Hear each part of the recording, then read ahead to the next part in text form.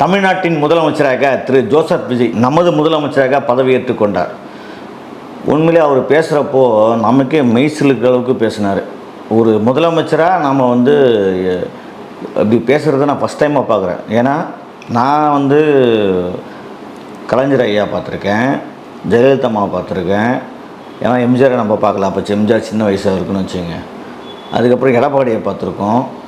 ஆனால் இப்போது விஜயை பார்க்குறப்போ நமக்கு ஒரு எனர்ஜி அப்படி தான் தோணுது. ஏன்னா எனர்ஜியாக பேசினார்.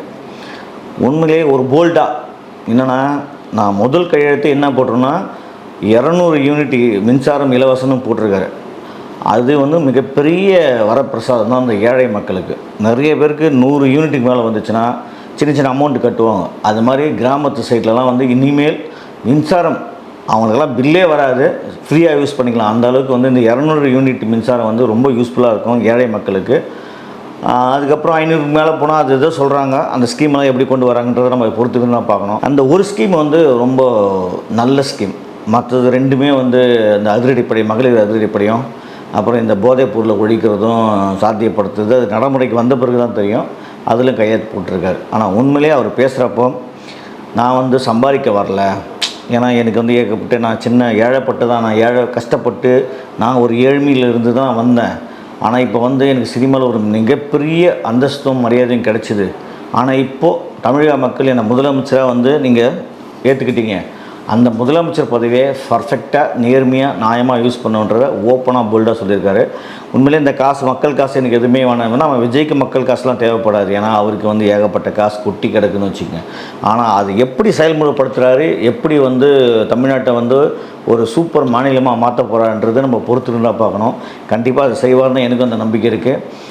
அதே மாதிரி எனக்கு கீழே யார் தப்பு பண்ணாலும் அவங்களெல்லாம் உடனே ஒழிச்சிடுவேன், அந்த மாதிரி ஒரு எண்ணம் இருந்தால் உடனே மாற்றிங்கன்றதெல்லாம் ஓப்பன் ஸ்டேஜில் பேசலாம் ஒரு தில்லு தைரியம் வேணும்.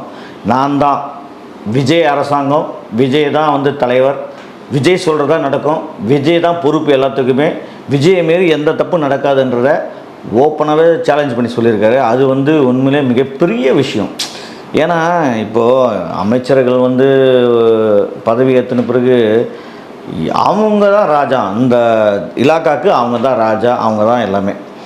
இப்போ ஒவ்வொரு அமைச்சரும் போய் ஒவ்வொரு முதலமைச்சர்கிட்டையும் ஒவ்வொரு விஷயத்துக்கு சின்ன சின்ன விஷயத்துக்கெலாம் போய் சொல்ல முடியாது. எல்லாத்தையுமே அவங்களே பார்த்துக்கணும், அதை நேர்மையாக நடத்தணும். ஆனால் இதெல்லாம் விஜய் கண்காணிப்பாரா? இதுக்கெல்லாம் ஒரு உளவுத்துறை போட்டு கண்காணித்து ஒவ்வொரு விஷயத்தையும் கரெக்டாக நோட் பண்ணுவாரான்றது நம்ம கண்டிப்பாக அதுக்கும் பொறுத்துன்னு தான் பார்க்கணும். ஏன் பொறுத்துன்றனா, அரசியல்ன்றது பயங்கரமான ஒரு விளையாட்டு. இதில் உண்மையாக எல்லாருமே, ஒருத்தர் தலைமை மட்டும் நேர்மையாக இருந்தால் பத்தாது, கூட இருக்கிற எல்லாருமே நேர்மையாக இருக்கணும், நியாயமாக ஒர்க் பண்ணணும், மக்களுக்கு சேவை செய்யணும்னு அந்த மனப்பான்மை வரணும். அப்போ தான் இந்த தமிழ்நாடு சொர்க்க பூமியாக மாறத்துக்கு நிறைய வாய்ப்புகள் இருக்குது. அதே மாதிரி ஓப்பன் சேலஞ்சாக சொன்னார். 9 அமைச்சர்கள் பதவி பிரமாணம் பண்ணி வச்சார் ஆளுநர். அதே மாதிரி விஜய்க்கும் முதலமைச்சர் பதவி பிரமாணம். தலைமைச் செயலகம் போயிட்டு எல்லாம் நிறைய அவருடைய இலாக்காவில் இருக்கிற மொத்த ஆஃபீஸருமே அவருக்கு வாழ்த்து சொன்னாங்க. தலைமைச் செயலக அதிகாரிகள் ஆரம்பித்து ஐபிஎஸ் ஐஏஎஸ் இருக்கிற கமிஷனர் எல்லாருமே, டோட்டலாக இருக்கிற எல்லாருமே போயிட்டு வாழ்த்து சொன்னாங்க. இது வழக்கமாக எல்லா முதலமைச்சருக்கும் சொல்கிறது தான். அதுக்கப்புறம் பெரியார் சிலைக்கு போயிட்டு அவர் மாலை போட்டிருக்காரு. இந்த தமிழக மக்கள் உண்மையிலே ரொம்ப ஒரு மாற்றம் நமக்கு தேவை தான். என்னென்னா, தமிழக மக்கள் விரும்பினது ஒரு மாற்றம் தான் எப்போவுமே ஒரு மாற்றத்துக்கான ஒரு சொல்யூஷனாக இருக்கும். அதே மாதிரி தமிழகம் கண்டிப்பாக மாறப்போகுதுன்றது எனக்கு முழு நம்பிக்கை இருக்குது.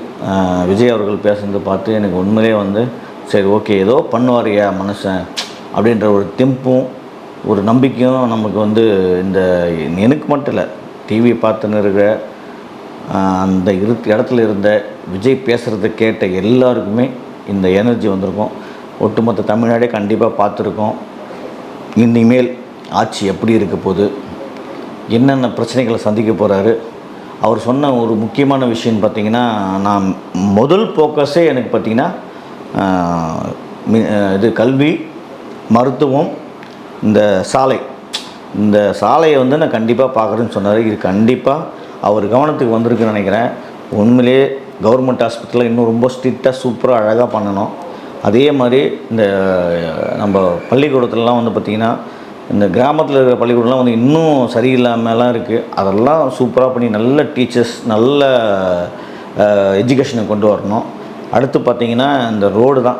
சென்னை எடுத்துக்கிட்டாவே இந்த மூலை முடுக்கில் போனால் குழி பள்ளம் பாவம் வாகன ஓட்டிக்கெலாம் வந்து எவ்வளோ கஷ்டப்படுறான்றது கண்கூடாக பார்த்துருக்கேன்.